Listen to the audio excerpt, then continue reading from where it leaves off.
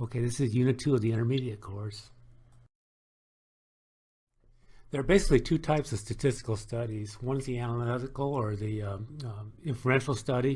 And that's where you take a sample, and based on that sample, then you try to draw conclusions about the population. Well, what's the whole population? This inference measures its validity. These are like polls in presidential elections, Nelson ratings, things like that. The other one is enumerative or descriptive studies. Basically just take data that can be counted. And basically there's only two things you get. You get the average and standard deviation, or how much it varies. We actually want to work more with the analytical. We don't want to look at everything, but we do want to take enough samples so that we can draw a valid inference about the population. And these analytical studies, they're not done haphazardly. You got to do some certain steps. First, you got to figure out what your problem you're going to study. Is it a one-tail or a two-tail? We're going to focus on two-tail in Greenbelt. Basically, it can shift both ways. We form a hypothesis. What do we think is going to happen? We do a test statistic, and how much we want. That's the alpha risk, and we'll talk about that a bit. Crunch the numbers, draw our conclusions, and then we talk about it. If you've not seen something like this before, this is how you draw the formula for average using additional notation. And this came about because of computers. But basically, if you look at the top, you see that little capital sigma with the n and the I equal to 1. What you do is you add up all the summation of all the different components in that group or that sample, and then you divide it by the sample size, and that's your average. Then if you look at the dispersion, what you got is the standard deviation. That's sigma.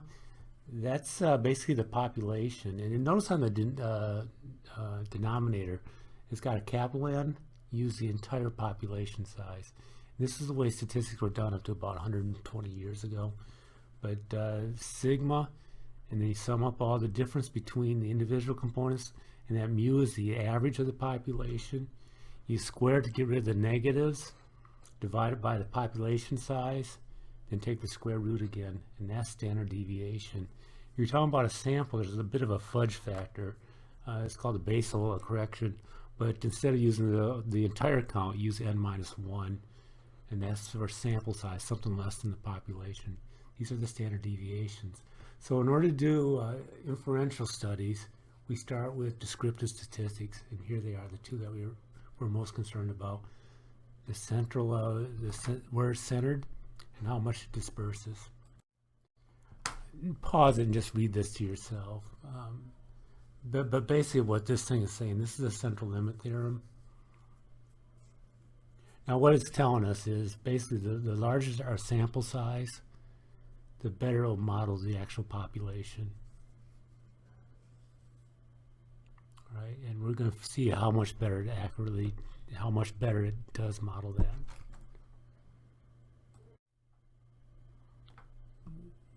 Well, what we do is instead of taking like the individuals' readings, we'll say take a sample of about 5, take the average of that, and then we just take another sample of 5, take the average of that.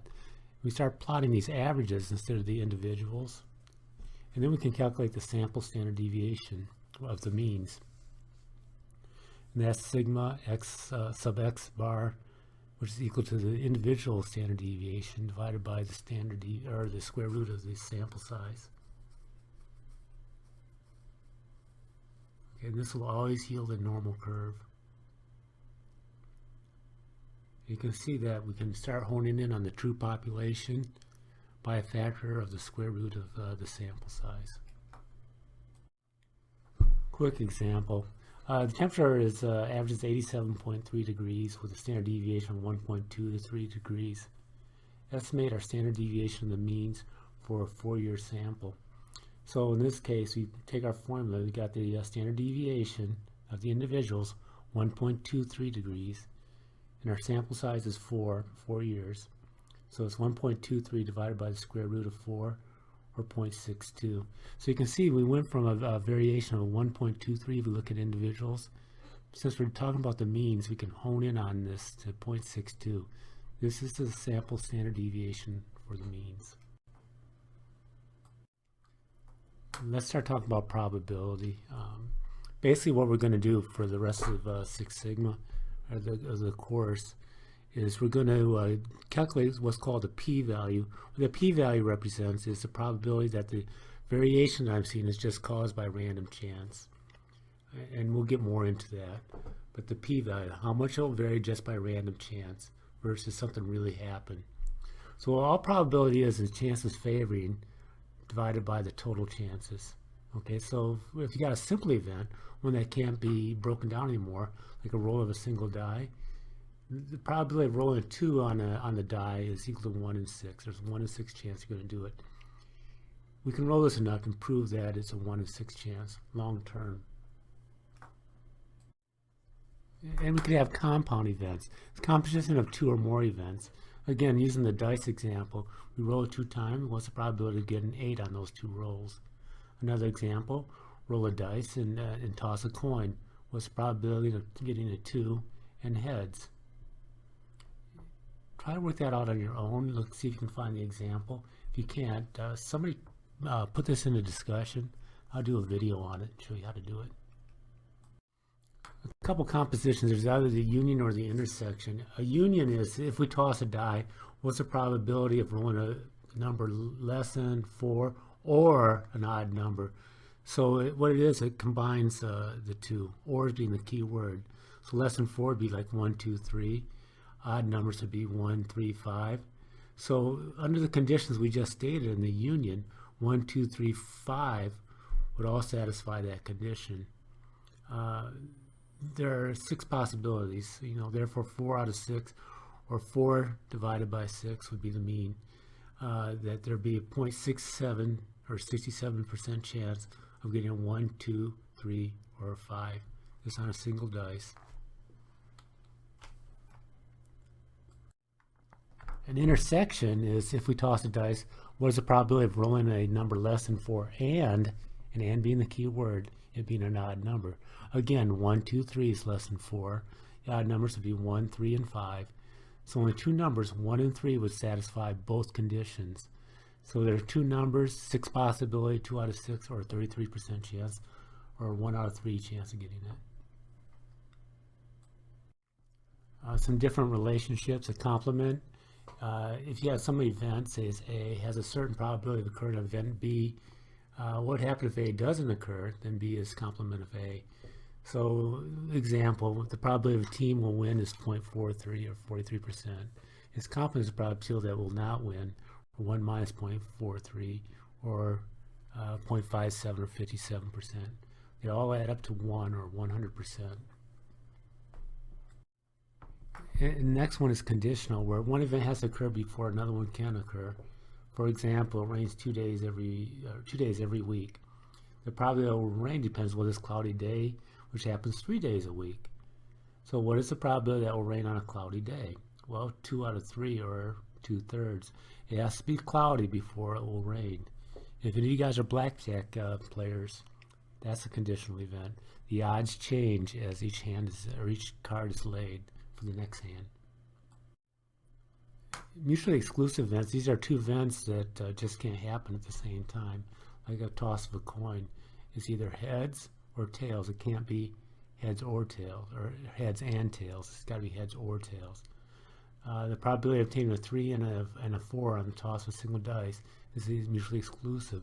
You can't roll a 3 and a 4 at the same time, right? That probability is absolutely 0. This will be the only time you'll ever see me do an event relationship. Are the events mutually exclusive, complementary, independent, or dependent? So, for example, I'm going to call, if I roll 1, 2, or a 3 on a die, I'm going to call that event A. If I roll 1, 3, or 5, I'm going to call that event B. So we're going to see if it's going to do a check. Does the probability of A, given that B has happened, equal the probability of A by itself? Again, does the probability of A occurring if B has already happened equal the probability of A? And that's going to be our check. Okay, so let's go through this slowly, okay? Given the probability of A, given that B has occurred, is equal to the probability of A, and that little upside down U is intersection, A intersect with B divided by the probability of B by itself. And we know from our examples that the probability of A intersect with B is 2 out of 6. There are two numbers that are in the same group. The probability of rolling the 3 numbers in B is 1 and 1/2, so I get a 2/3. The probability of A is also 3 out of 6, or 1/2. Therefore, the probability of A occurring given that B has occurred does not equal the probability of A. So by definition, events A and B are dependent. Think about that a bit. By definition, just by definition, they're dependent. So if they don't equal, they're dependent. If they were to equal, they would be independent. So we're going to do what's called the additive law. And again, the key word here is or. If the two events are not mutually exclusive, in other words, they are basically independent. So given the probability of A union with B, that's what that U means, is equal to probability of A plus probability of B minus probability of A intersect B. We talked about that. For example, if two cars each have a probability of starting on a cold day is 0.7, what's the probability at least one will start? We just plug and chug. And if you get to the quiz, there's a question similar to this. I'll have a video, see if it makes sense. There's probably an easier way to do it, but look for the video on this. But this is the way you do it strictly in math terms. Now, if the two events are just mutually exclusive, then this formula reduces down to the probability of A plus probability of B.